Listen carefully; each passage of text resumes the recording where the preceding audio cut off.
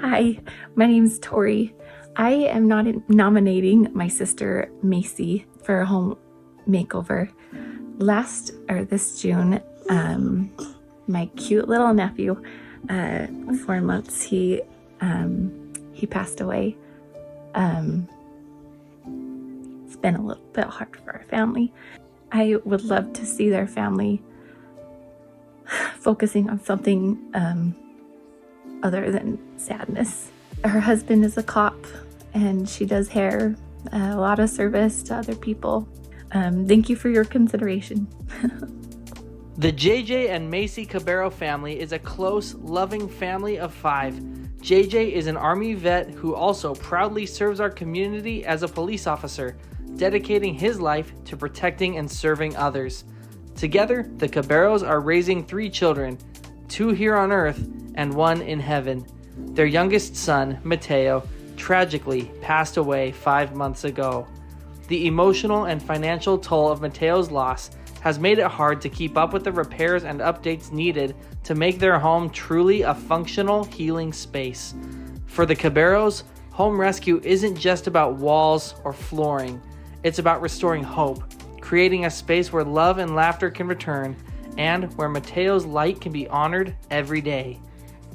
JJ's not able to be here with us today because he's actually at a police training up north, so he'll be gone for this whole week, and then the following weekend into next week he'll be at his Army training. He's been a part of the Army for 8 years, and he has been with the police department for 6. It was a normal day, and Mateo always has naps twice a day, and so on his second nap I was putting him down so that I could go and do hair for my clients and also for my sister and her kids.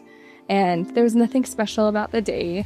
There was nothing to tell me that it would be the last day that I would see my son alert and normal. And that sucks. And then I continued to go do my client's hair. And me and my sister heard him cry. And I asked her to go check on him. And so she went and upstairs. And as soon as she got up here, he stopped crying. I finished with Tori's hair. And she actually offered to take my other 2 kids with her. I was thinking everything was normal and fine because Mateo slept for 2 hours. He was a good sleeper. And then I just had this very strong impression that said, go check on your baby. I opened the door and my son was face down, unresponsive, not moving. I immediately grabbed my phone and called 911. And within a minute, fire department and the police showed up. And actually on this rug, they got him revived. They took him in an ambulance down to St. George. They actually think that in his sleep, he must have had a seizure or something to make him flip over. And after seizures, your brain's really exhausted. It's just very tired. And so he just went to sleep.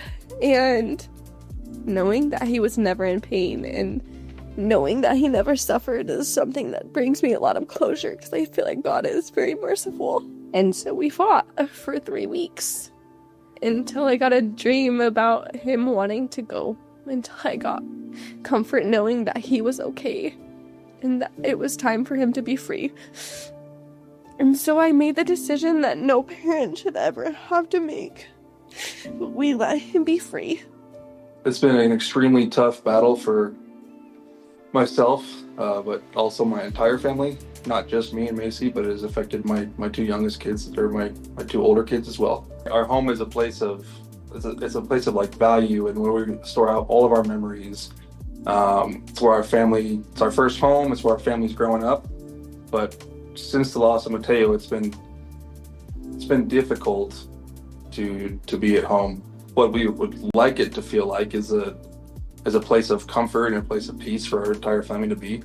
On the day of his accident, he was actually in my room, and it's hard to walk in that room now without him. He really was the heart of our home. That's why it's so important to us that we always have this house. Like, it's always going to be a part of us, because it's one of those things that connect us to Mateo still. So this is one of the areas that would be awesome to have a refresher on. This is actually the area that the firefighters and the police were able to revive him on.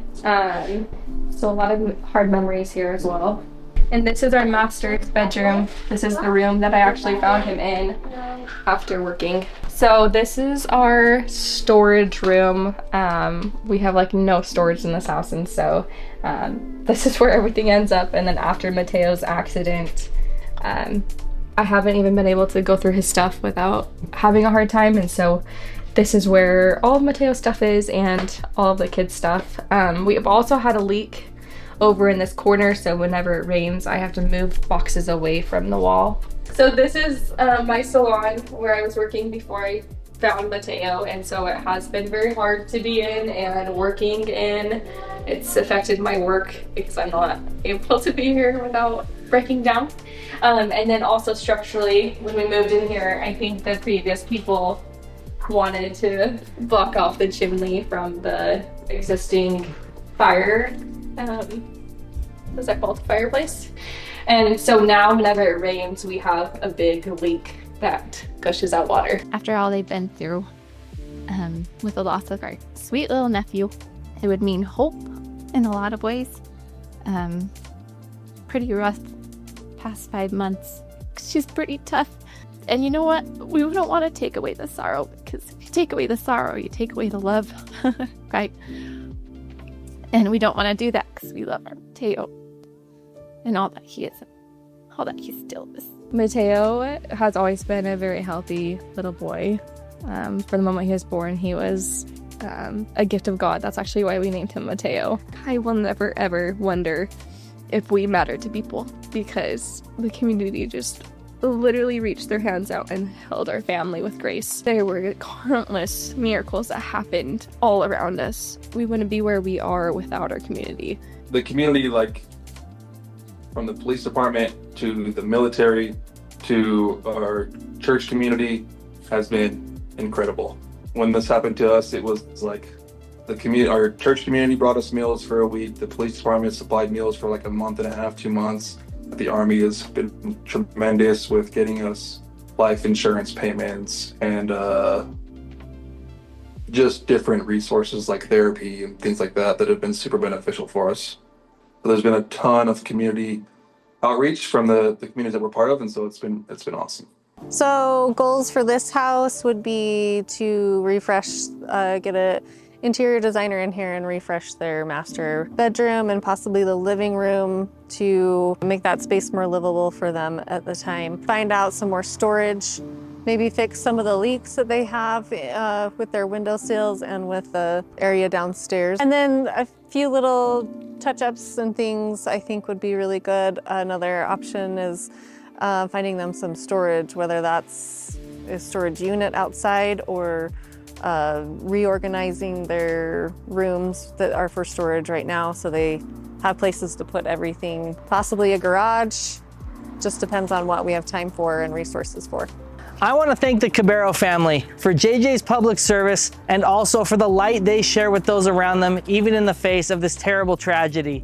And now it's time for our past real estate clients and current project donors to vote and decide who they think should win this year's home rescue.